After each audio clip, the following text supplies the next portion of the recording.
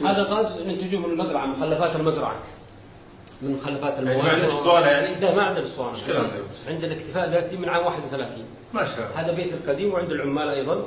وفي بيت الحديث يعني ما نحتاج الغاز أبدا في الغالب، إلا إذا جانا ضيوف وجانا ضغط وكان الجو بارد أحيانا يضعف الغاز، لكن في الأجواء الحارة والدافئة وكذا يزيد إنتاجه. أيضا ذا قلة التغذية، نحن نحتاج إلى بقر، إلى أعداد كبيرة من البقر، عندنا 15 راس فقط، لكن مغطي حاجتنا إلى حد ما بنسبة 90%.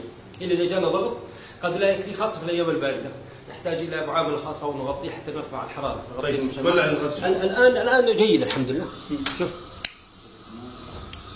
شوف الآن ما شاء الله زرقاء حارة. ميزة الغاز هذا قوته الكالوري الطاقة 3 أضعاف الغاز العادي، لكن في ميزة جميلة جدا إنه لو تسرب ما اشتعل. ونجرب الآن. شوف قاعد يسرب الآن. صح. سرب ها. بس إذا يقب بوجهنا. لا تخاف. شوف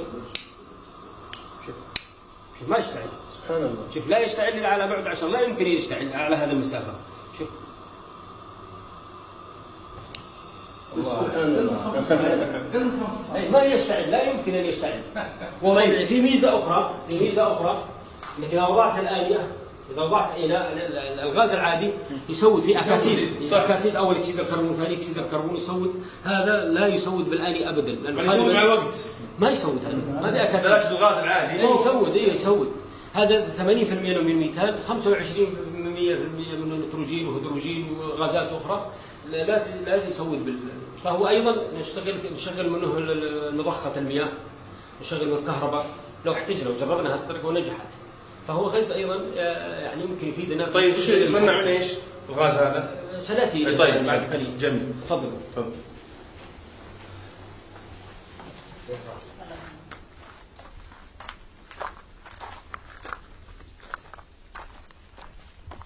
هذا هنا الذي ترى.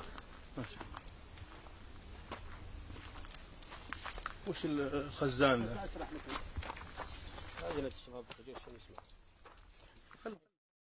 هذا الهاضم، نضع السماد هنا. هذا الهاضم اللي ينتج الغاز، نضع السماد هنا حتى يمتلي هذا الحوض. يعني الحين انتاج الغاز من الدمن. من هذا الدمنيه، من هذا الدمن او من اوراق الشجر، اللي في اوراق شجر كذا مرميه، فنمليه هنا ثم نمليه ماء ثم نسحب هذا الصاج فينحدر الماء مع السماد الى داخل الهاضم الحيوي. حلو. اي عرفت كيف؟ جميل. شوف كم رائحه الغاز الان تطلع في رائحه غاز. صح. اي كل يوم يعني دمن الغنم او السماد اللي نجمعه نضعه هنا. طيب اذا اجتمع كذا يعني كل يومين، لان الغنم قليله عندنا. طيب. لكن 15 راس. طيب. لو كثيره كان كل يوم.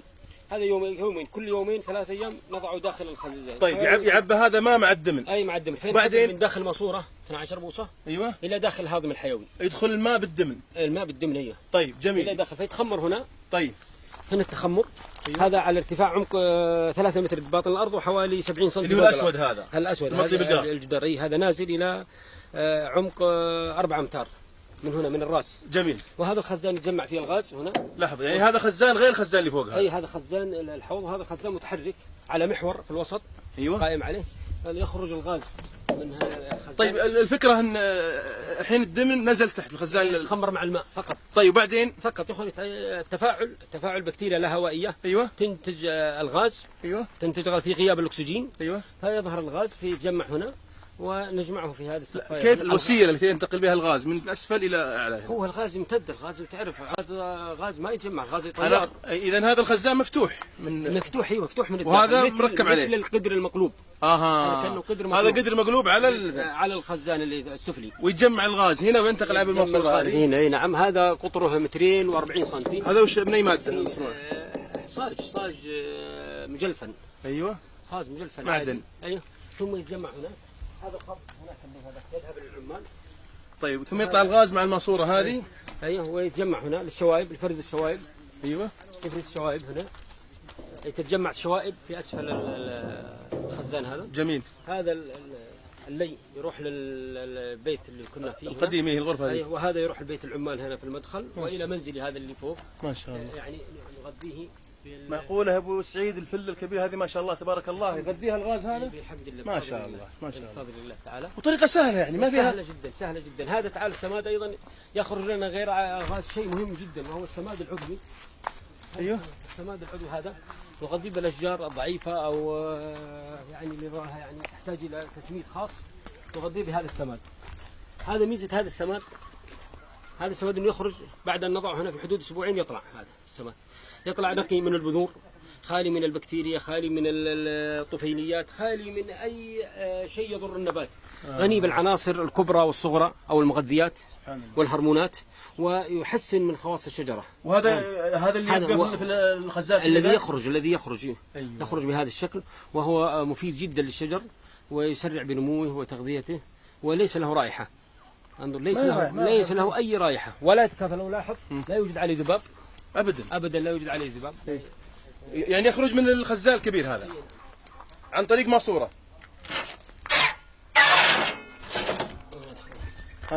ماسوره هذه في الخزان. طيب كم يبقى الدمن في شو اسمه حدود اسبوعين ويخرج. القديم يقعد حدود اسبوعين ويخرج هنا. يخرج تلقاء نفسه؟ يخرج المهضوم المنتهي. اي كلما اضفت سماد جديد طلع القديم، يطرد القديم، لان احنا عندنا متبعين نظريه الاواني المستطرقه. ايوه الاواني المستطرقه من هذا اعلى، أيوة. هذا اعلى قليلا، هذا اخفض، فاذا اضفت هناك سماد وكذا ما يخرج من هنا من الخزان، يخرج من هنا. عرفت كيف؟ ما شاء الله.